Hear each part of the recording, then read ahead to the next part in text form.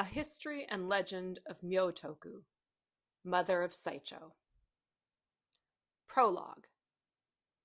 When you are walking along Route 112 through the Yamanouchi-Miyamae-cho section of Kyoto, it's easy to miss Nembutsuji Temple.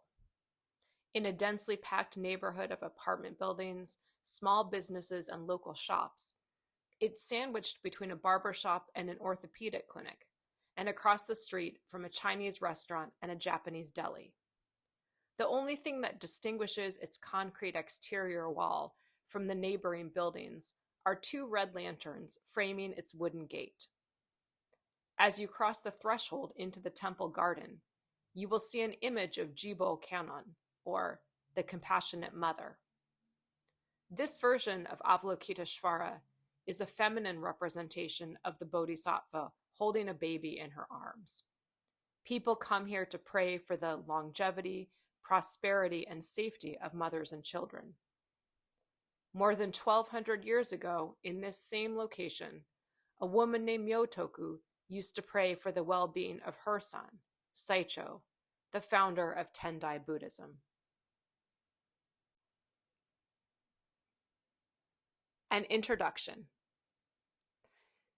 Before sharing the actual story of Myotoku, I'd like to say a bit about my quest for information about her life. My curiosity about her began with the spark of an idea. Wouldn't it be nice to offer the story of a Tendai mother each year to celebrate Mother's Day? And who better to start with than Saicho's mother?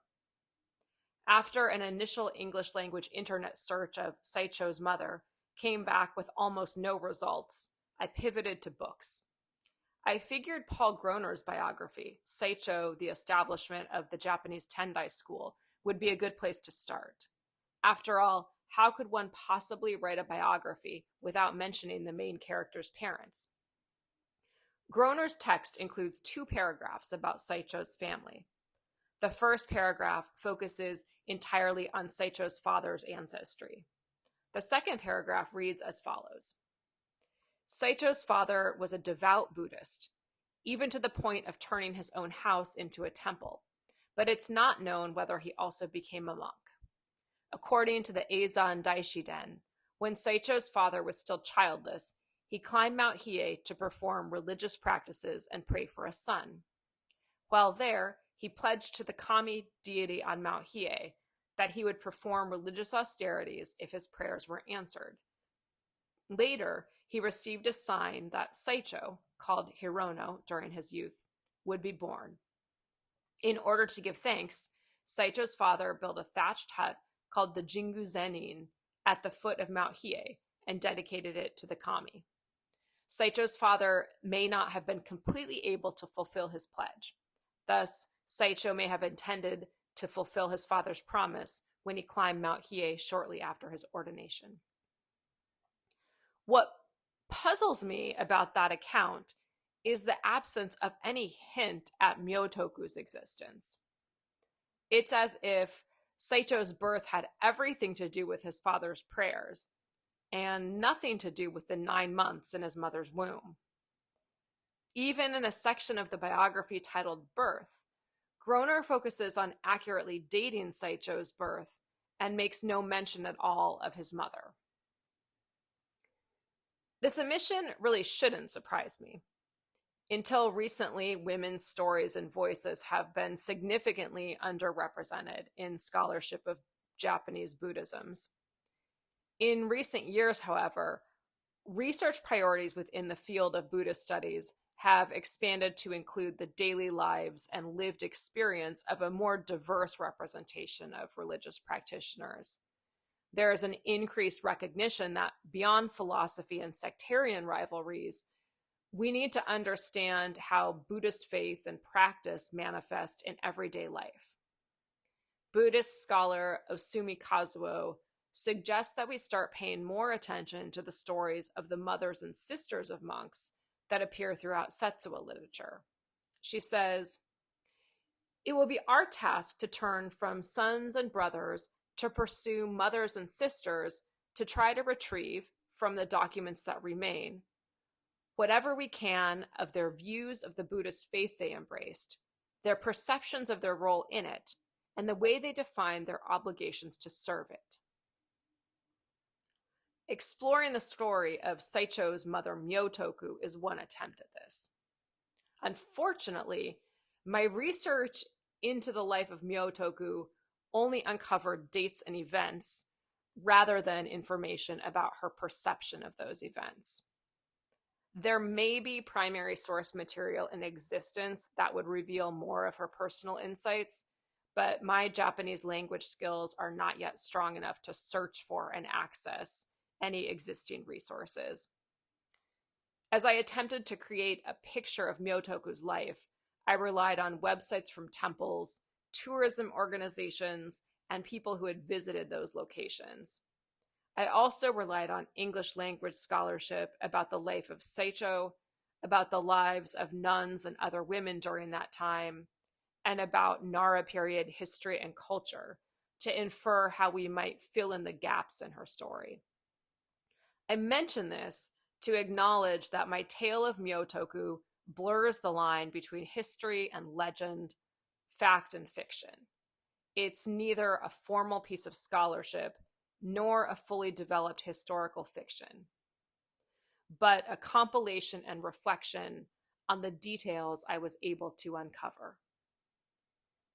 I apologize for any mistakes, and I hope that this rendition of Myotoku's story will encourage others with a more scholarly background to explore this topic further. Until then, I offered this telling as a way to celebrate a mother of Tendai Buddhism and women's contributions to the school. Birth, childhood, and social context. Myotoku was born in 747 in Yamanouchi, Yamashiro Province, present-day Kyoto, into the powerful Fujiwara clan. Her name at birth was Fujiwara no Fujiko. Her father, Fujiwara no Washitori, was a mid-level aristocrat and officer of the imperial court. His father, grandfather, and great-grandfather were all devout Buddhists. Most details about Myotoku's mother, including her name, have been lost to time. To get a sense of how Myotoku might have viewed the world, it's helpful to consider some events that could have influenced her understanding. Myotoku was born 10 years after a smallpox epidemic killed a quarter to a third of the population of Japan, including her great-grandfather and his 3 brothers. We can imagine that scale of tragedy would have impacted people for years afterward. Her parents would have lived through this epidemic and lost people they were close to. We can only wonder how that experience impacted them. Did they develop a deeper awareness of the preciousness of each moment of life? And did Myotoku adopt that sensibility as well? Many in society turn toward Buddhism to protect them from future disasters. Myotoku was born during a time of relative gender equality, but when restrictions and limitations on women were beginning to increase. Women could still own property and acquire it by inheritance, but men were much more likely to expand their property holdings because they could be awarded parcels of land in exchange for their government service. Women had relative equality in marriage and in membership in village communal organizations. Emperor Shomu was in power, and his devout Buddhist wife, Empress Consort Komyo, heavily influenced his actions. 6 years before Myotoku was born, they established a system of state-sponsored temples, 1 temple for monks and 1 temple for nuns in each province. Thus, women and men had an almost equal opportunity to uphold Buddhist precepts, study and spread the Dharma, and pray for the protection and welfare of the people. Yet, nuns had not been included in court-sponsored assemblies since 727, and women's presence at past assemblies is part of what determined the continued funding of nuns' temples. Still, there's historical evidence that women of this period were encouraged to take an active role in propagating Buddhism. Empress Komyo modeled the actions of a bodhisattva when she set up charitable organizations to feed the starving and to care for the sick. Perhaps her influence had reached Washitori and Myotoku's mother. Maybe they taught Myotoku the importance of taking care of those in need. A few years before Myotoku was born, Emperor Shomu commissioned the construction of the Great Buddha of Todaiji Temple. The emperor proclaimed that under the protection of the three treasures, this temple would bring the benefits of peace to all in heaven and earth, even animals and plants sharing in its fruit, for all times to come. He expressed his hope that as a result of the construction of this spectacular image, the entire land may be joined with us in the fellowship of Buddhism and enjoy in common the advantages which this undertaking affords to the attainment of Buddhahood. The construction of the Great Buddha was finally completed in 751, the year Myotoku turned 5. This 450-ton bronze Buddha was one of the largest Buddha statues in the world.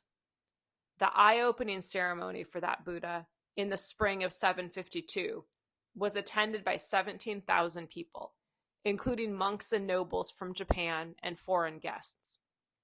The distance to Todaiji from Myotoku's home in Yamanouchi was about 25 miles, a long day's journey by foot for a healthy adult, and an improbable walk for a 5-year-old. Yet I can't help wondering if Myotoku and her family somehow made it down to the ceremony. Scene.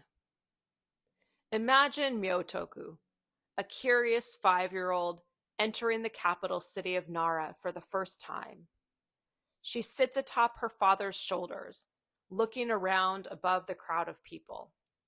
Surrounded by so much energy and excitement, she's no longer hungry and tired. She spots the roof of Todaiji in the distance.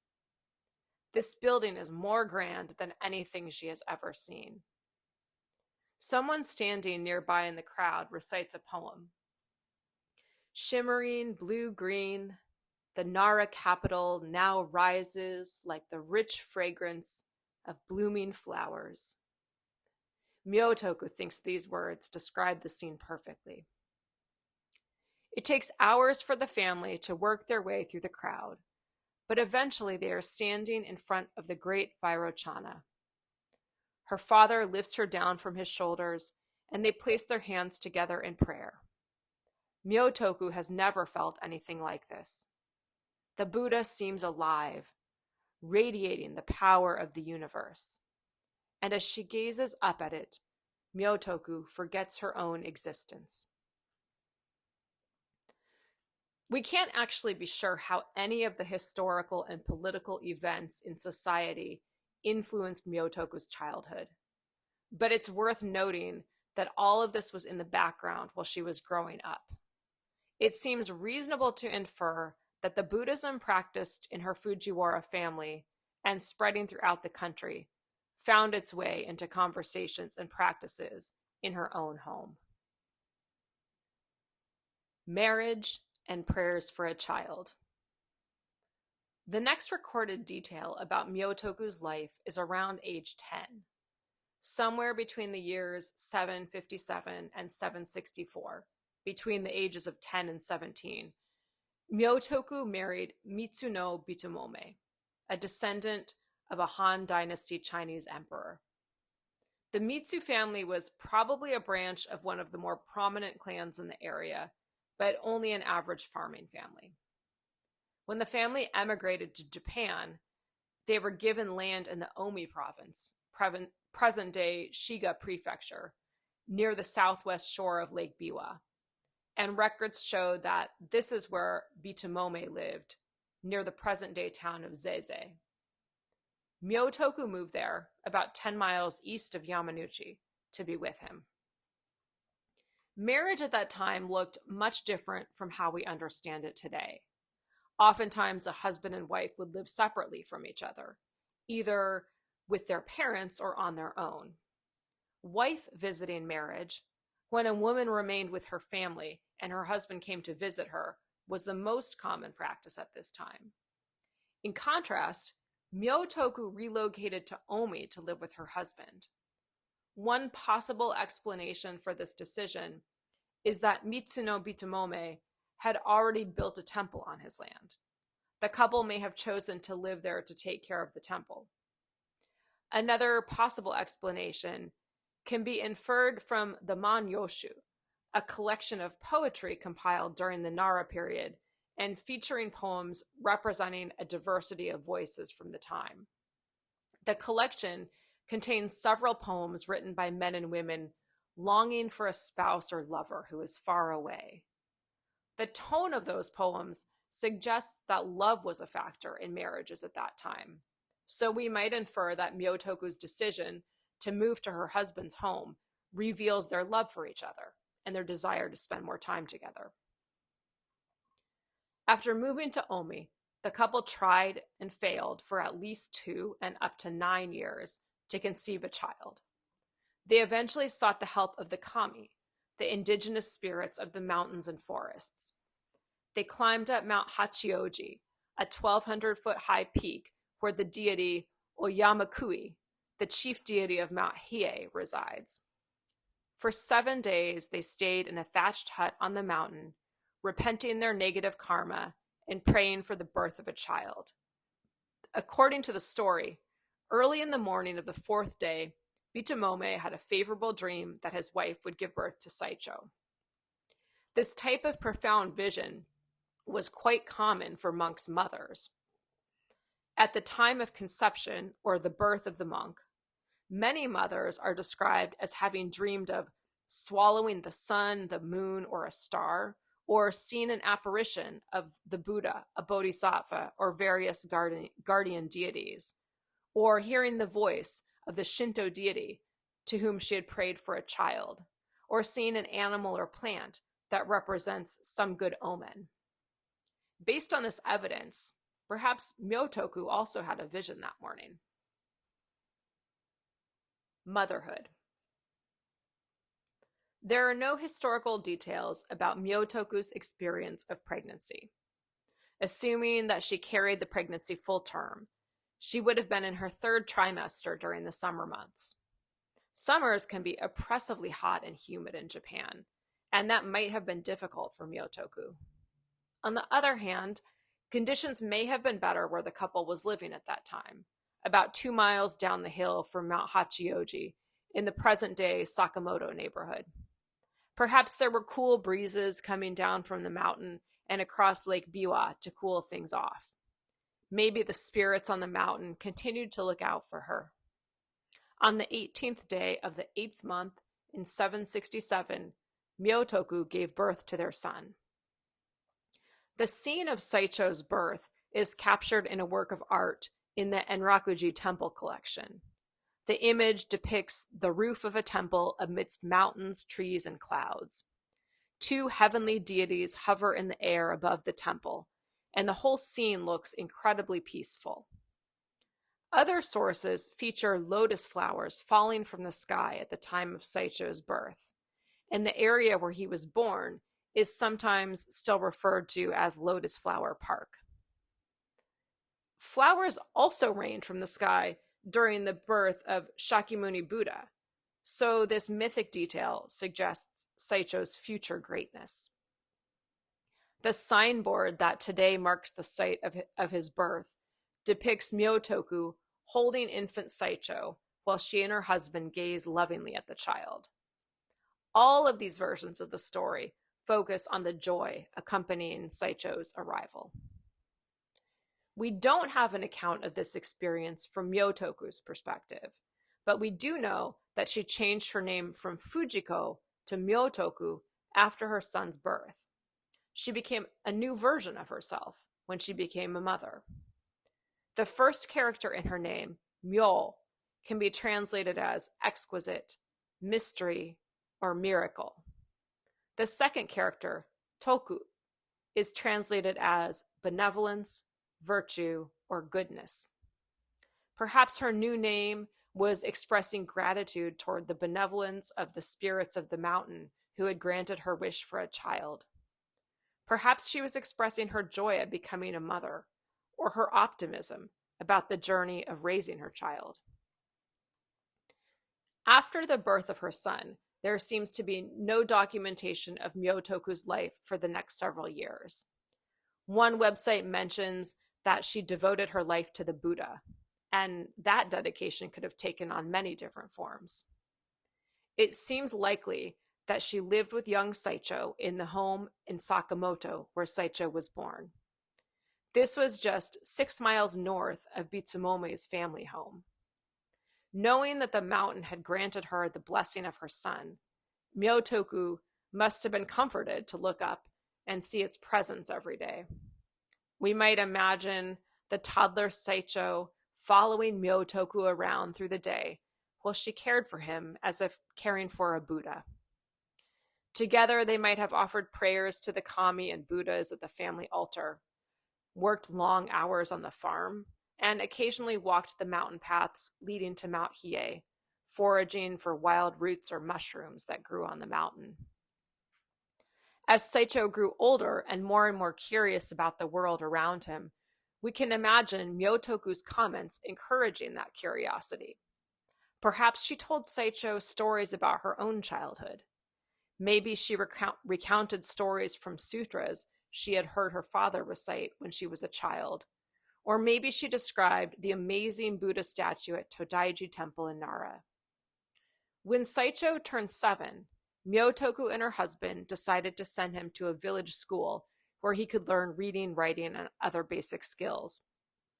At some point during those years, Myotoku also brought her son with her to visit her older brother Masao, who recommended that she send Saicho to the provincial temple to begin training as a monk. While we don't actually know the details of Myotoku's daily rituals, or even of any significant life events during these 12 years, we do know that during this time, Myotoku's actions and words would have had a strong influence on her son. In her essay, Historical Notes on Women and the Japanization of Buddhism, Osumi Kazuo writes, "In the ancient family system, it was rare for young children to live with their fathers, so it was unlikely that before entering a monastery, boys had received any emotional or religious influence from them. It is therefore not difficult to imagine the importance of a mother's role in determining a child's future. Thus, we can appreciate Myotoku's role in laying the foundation for her son's interest in Buddhism and his connection to the nearby mountains. Her love, support, and high expectations for him, whatever form those took, shaped Saicho's character in a way that would serve him in his future studies." Whether Myotoku spent most of her time parenting on her own or with her husband is also unclear. We don't know whether Bitomome was living with her at this time. Considering that his family home was next to the provincial temple in Omi, where Saicho eventually went to train, we must assume he continued to play a role in Saicho's life, and therefore in Myotoku's life as well. How often would Bitomome have traveled the 6 miles between his family home and Myotoku and Saicho's house in Sakamoto? Assuming that Bitomome hadn't become a monk himself, we can imagine Myotoku eagerly anticipating her husband's visits. We can visualize Myotoku standing at the gate, smiling as she watches Saicho run eagerly down the road to meet his father. We might also imagine that at times she appreciated his absence and relished the time alone with her son. And then we can imagine Myotoku's loneliness on the day she watches 12-year-old Saicho leave with his father to begin his training at the provincial temple. Life as an empty nester. We can only wonder what Myotoku's life looked like after Saicho left home. Did she have any other children?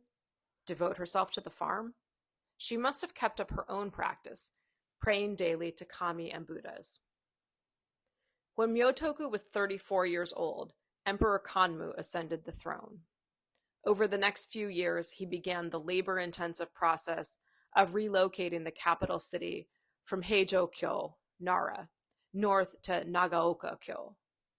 This process led to heavy taxation and requirements for men to serve terms as corvée workers. Peasants who had been living on the land where the palace was to be built were evicted from their homes. All of this happened during a year when torrential rains hit the Nara capital, destroying many homes, and rivers in the area overflowed their banks. All of these factors indicate a challenging period to live through, with numerous people, especially peasants, suffering through hunger and other physical hardships. Even though Myotoku wasn't living in the capital, Omi province was close enough that she may have felt the impact of these events. We might imagine weary laborers passing near her home as they made their way back to their home provinces. Perhaps she would have offered them a meal on their way through. The first phase of construction on the new capital ended in 786, the same year that Saicho took full monastic vows at Todaiji Temple. Myotoku was 39 years old at the time. We can imagine her gratitude for what her son had accomplished up to this point. After ordination, most young monks would remain in the capital, the center of Buddhist activity at that time.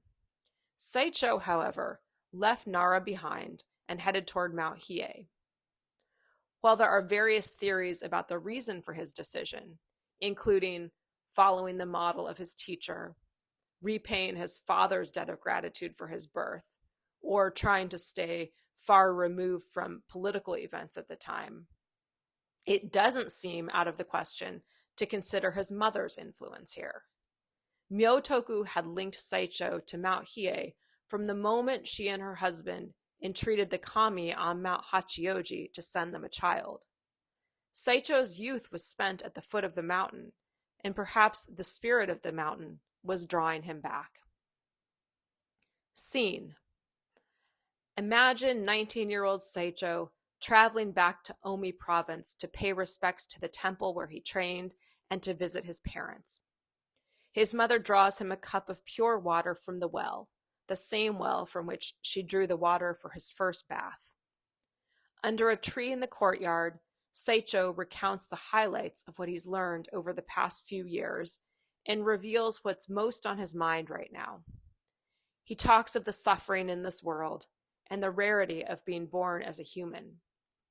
He says, "Mother, I remember once when I was wasting time as a child, you said to me, 'Our lives are short, like a flame in a lamp that is easily blown out by the wind.' Now I truly understand what that means. A human life is difficult to obtain, and once we get it, it's easily lost, and it will transform to that of another being. A wholesome mind is difficult to attain, and once we do attain, it's easy to lose it. It's not possible that suffering can be avoided without performing wholesome deeds. Mother, I'm afraid that I lack virtue and won't have the resolve I need to live a wholesome life. I'm afraid that I'll be distracted by the temptations of the world before I have realized the truth, or upheld the precepts purely, or attained wisdom." Myotoku pauses for a bit to absorb everything her son has said. She too feels the rarity and preciousness of each moment, including this moment in front of her. She looks up toward the mountains and then gazes back at her son. "My son," she says, "in the past we have turned to Oyamakui of Mount Hiei when we needed help. Perhaps if you look to the mountain for assistance, you will find the strength you need to realize your vows." Saicho then turned his eyes toward the mountain. He nodded. No more words were needed. His mother was right. He would retreat to Mount Hiei and practice there, away from the distractions of the world. Perhaps Saicho's formal goodbyes to his mother before ascending Mount Hiei sounded something like this poem from the Manyoshu. My love for you, O mother, is endless like the bounds of heaven, where the clouds drift on and on. But the day I must leave you now draws near. Saicho stayed on the mountain for at least 12 years, a long time to be away from his mother. Perhaps on some days during those years, Myotoku only thought about her son for the briefest of moments. At other times, she may have missed him desperately, possibly experiencing the emotion expressed in this Nara period poem from a mother to her eldest daughter she has left behind. Dear child, though I was leaving for no foreign land, I think of you day and night, and my body is become lean. My sleeves, too, are tear-soaked with weeping. If I must long for you so wretchedly, I fear I cannot stay these many months here at this dreary old farm. Because you long for me so much, your sad thoughts, all confused, like the tangles of your morning hair, I see you, dear child, in dream. While Saicho was living on Mount Hiei, news about his progress may have occasionally traveled down the mountain to Myotoku, especially after Emperor Kanmu relocated the capital once again, this time to present-day Kyoto. This new capital city was located near her aging parents' homes, and it's likely that Myotoku would have spent time there to visit them. Her mother died in 790 when Myotoku was 43 years old, and her father died 8 years later. Perhaps some news of her son's success brought Myotoku a moment of joy when she was grieving her parents' deaths. Over the years, Saicho's sincere practice and study earned him the respect of other monks and of the emperor. We might imagine that Myotoku couldn't have been more proud of her son than when, in 797, he was appointed to the position of Naigubu, one of 10 monks each year who strictly kept the precepts and were particularly learned, and who served as a model for other monks. Myotoku may have seen Saicho again when he finally came back down the mountain. Since there is no conclusive evidence about when Saicho descended from Mount Hiei, 797 or 802 are the predominant theories. Let's envision a scene where this happens around the year 800, when Myotoku was 53 years old. There is some evidence that around that time, Saicho built Shogenji Temple at the site of his birth and childhood home as an expression of his gratitude toward his parents. Scene.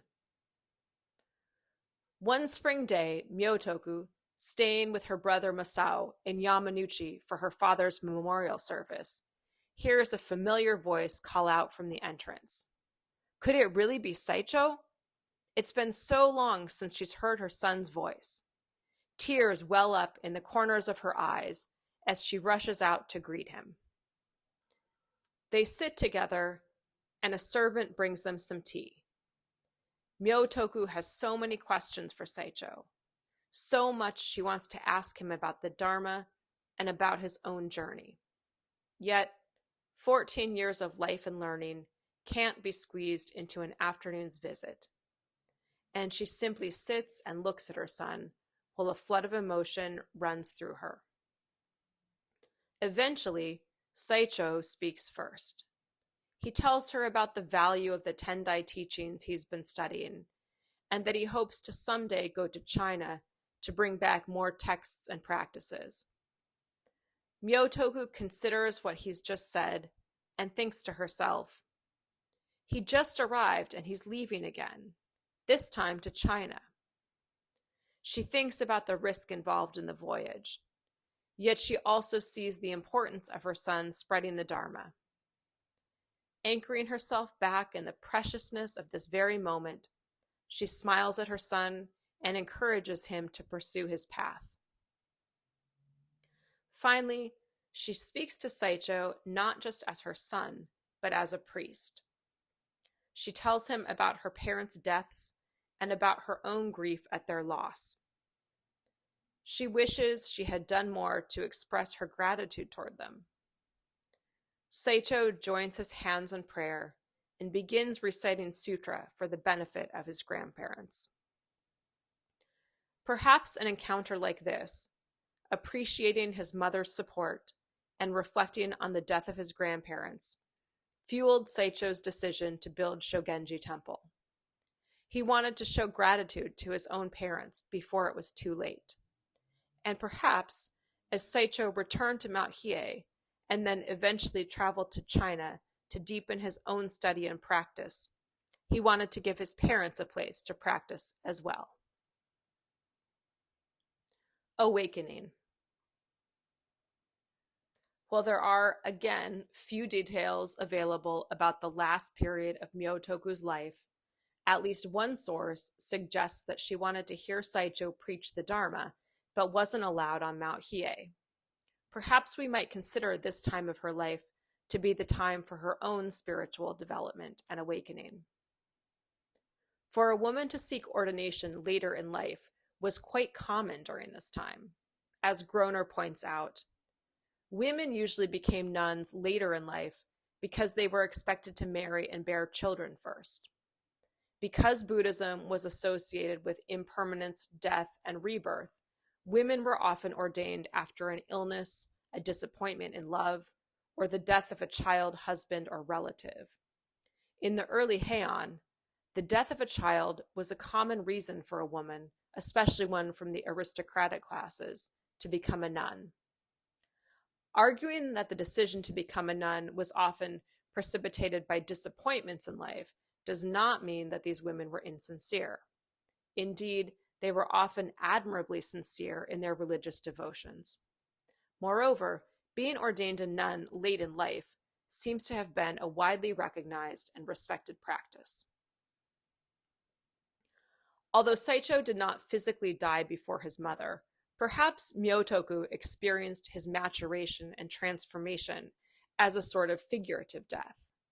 When he ascended the ordination platform to become a monk, he would never again be just her son. The transition from his role as son to his role as priest meant that her relationship with Saicho would never be quite the same. Although he would always be her son, he would be a new version of himself after his training. Myotoku may have struggled to reconcile her experiences of Saicho as a child and Saicho as a master of the Dharma, and perhaps she became more aware of their shifting relationship after Saicho descended from Mount Hiei for the first time. Maybe all of this sparked her own desire to take vows and pursue a deeper religious practice. By the time Myotoku was in her 50s, the option for women in Japan to take official full ordination had virtually disappeared.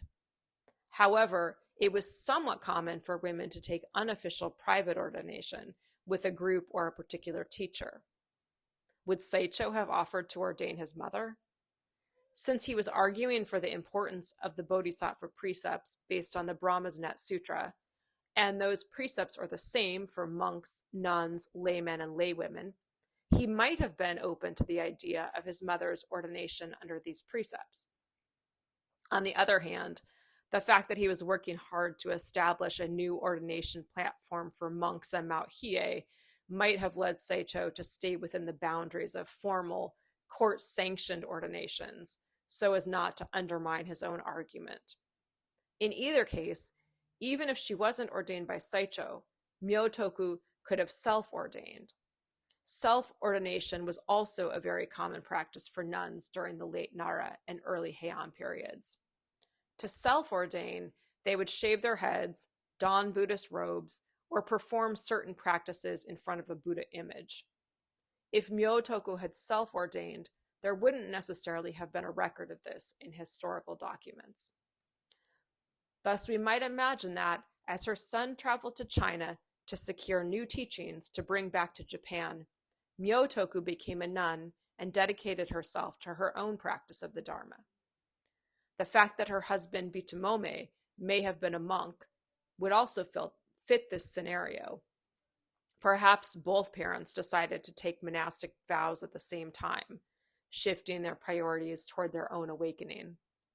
We can imagine Myotoku during this period of her life, spending her days at Shogenji Temple, dedicating herself to practicing the Dharma. Devotional practices like chanting a sutra or the name of a Buddha were the most common practices for women at this time. In contrast, monks had a choice of a variety of religious practices, such as esoteric rites, lotus confessional meditations, the scholarly study of texts such as the Lotus Sutra and its commentaries, and the performance of devotional practices such as the Nembutsu.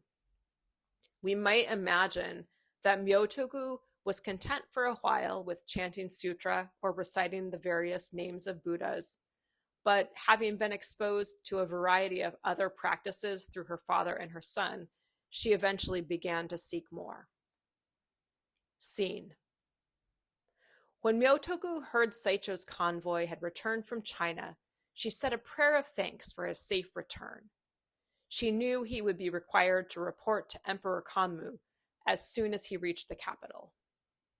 Since the emperor had become ill, he would want Saicho to perform powerful rituals to help him regain his health. Myotoku knew her son was busy, but hoped he might pay her a visit after he completed his service to the emperor. She was eager to hear about the new teachings Saicho had brought from China, so she sent a message to him at the court, asking him to stop and see her in Sakamoto before returning to his life on the mountain. She waited hopefully for a few days, but was disappointed by her son's reply. Saicho needed to head right back up to Mount Hiei to begin copying texts and transmitting the teachings he had acquired in China. Myotoku waited a few weeks, telling herself to be satisfied with what she already had. And yet, the idea of these new and powerful teachings and practices kept finding its way into Myotoku's thoughts. Eventually, she decided, if Saicho won't come to me, I'll go to him. After all, she reasoned, I am his mother. He'll have to see me. Early the next morning, Myotoku tied some offerings for the mountain in a cloth bundle, then began the climb. She approached from the east, the familiar path toward Mount Hachioji. She knew that this mountain trail eventually connected to another one, and if she walked for long enough, she could find her way to her son's temple and the Yakshi Nyorai image he had carved. She looked down to navigate the rocks and roots beneath her feet. She had first walked this path with her husband and then again with her son long ago, but it had been several years since she'd set foot here. She'd had to avoid this trail ever since Saicho had banned women from the mountain. As this thought arose, Myotoku could feel frustration arising within her. She could understand how her son's desire to fulfill his 5 vows and to support his disciples to curb their desires had led him to implement this rule. He saw women as a distraction, and he was afraid of what would happen if his students were distracted. Still, understanding why he put the rule in place didn't make it any easier to bear. After all, women had traveled through these mountains for hundreds of years. Until recently, women had been the shamans who communicated with mountain spirits. Myotoku returned her attention to the rocks and trees around her. It felt good to be back on this sacred land. After about 30 minutes of walking and 350 feet up the mountain, Myotoku stopped at a lookout spot on the eastern side of the range. She paused to make an offering to a local kami and then turned around to continue her journey. Suddenly, a young monk stepped out from the shadows of the forest and stood in the center of the path, barring her way. "Move aside," commanded Myotoku. "I am headed up this mountain to hear the teachings of my son, the great master Saicho." The monk said nothing, but pointed to the path behind Myotoku, indicating that he wanted her to head back down the mountain. Myotoku, however, was committed to hearing her son teach, and she was not ready to leave the mountain just yet. She paused for a moment, to consider her next move. She knew a little bit about the Lotus Sutra, and she thought maybe she could use that to make her case. She posed a question to the monk.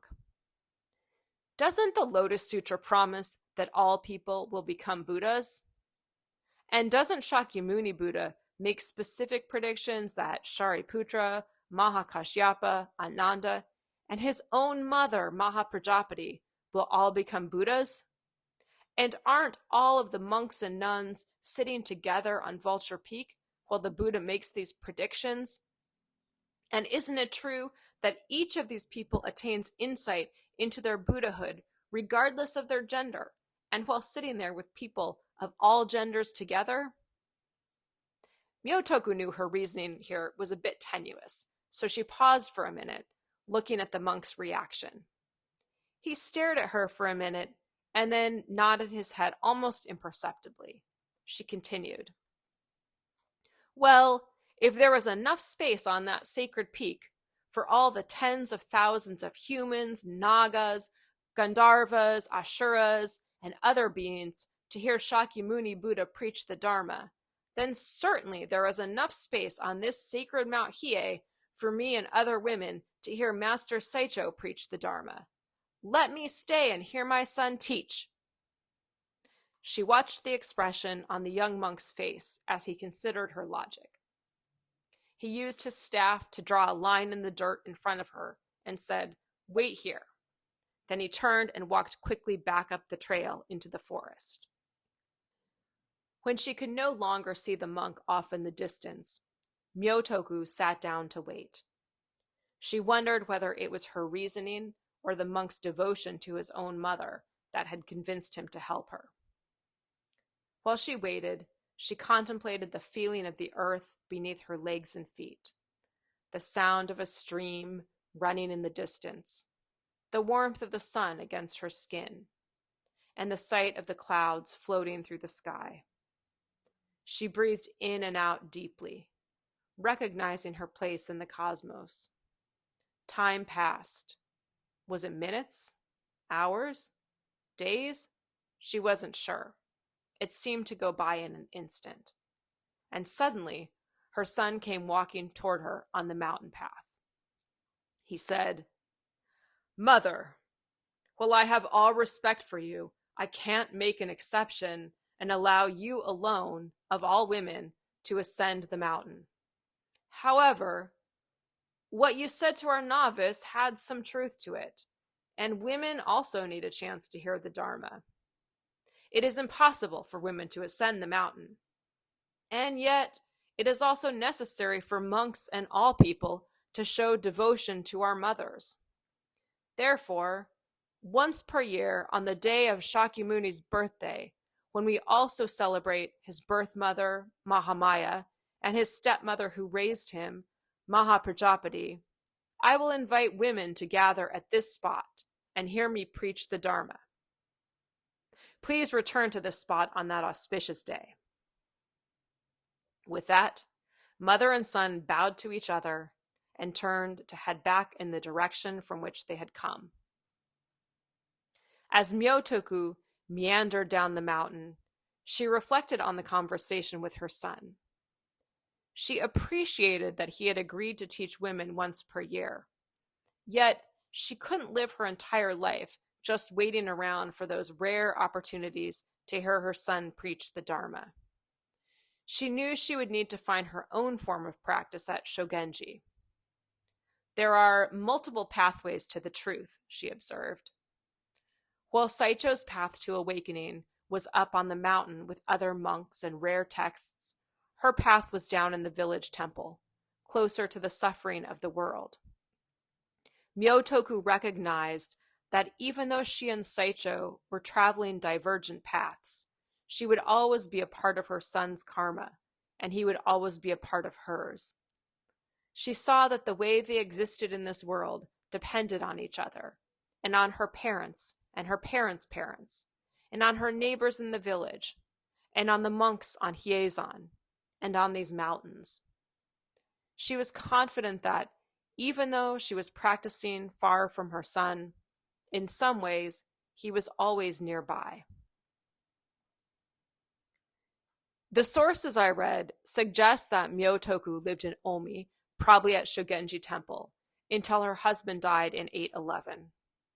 Shortly after his death, the house was burned down by a rogue tribe, and Myotoku, age 65, moved back to Yamanouchi to live with her brother's family for the final years of her life. Shortly after she arrived at Yamanouchi, Saicho sent her an image of Jibo Kannon that, according to legend, he had carved himself. We might imagine that as she looked at the expression on Kannon's face, she saw Saicho's recognition of how much she had loved and cared for him as a child. Perhaps his devotion to carving the image was his way to express his gratitude to her. Stories say that Myotoku was deeply devoted to her practice and to Jibo Kannon for the remainder of her life. She prayed daily for the well-being of her son and for the well-being of all mothers and children on the planet. Myotoku died in February or in May of 817 at age 71. Celebrating Myotoku. Myotoku's legacy has been celebrated by Tendai monks in Japan since Saicho conducted the first memorial service for her death in 818. Enin and other monks from Mount Hiei attended that service in Yamanouchi. Even today, there are annual ceremonies at Shogenji Temple and Nembutsuji Temple celebrating the life and contributions of Myotoku. Although trying to uncover facts about Myotoku's life brings more questions and theories than definite answers, what we know without question is the profound impact her life had on Saicho. In our world today, especially surrounded by messages from a culture that values individualism over community, we easily forget how much we are a part of all the people who have come before us, all the people who are surrounding us, and all those who will come after us. Celebrating Myotoku is an opportunity to recognize how truly interconnected we are to others in this world. When we think about Myotoku, we should remember that whatever conditions she created for her son as a child, positive, negative, and neutral, those conditions would have helped shape him into the version of himself that led to him founding the Tendai school.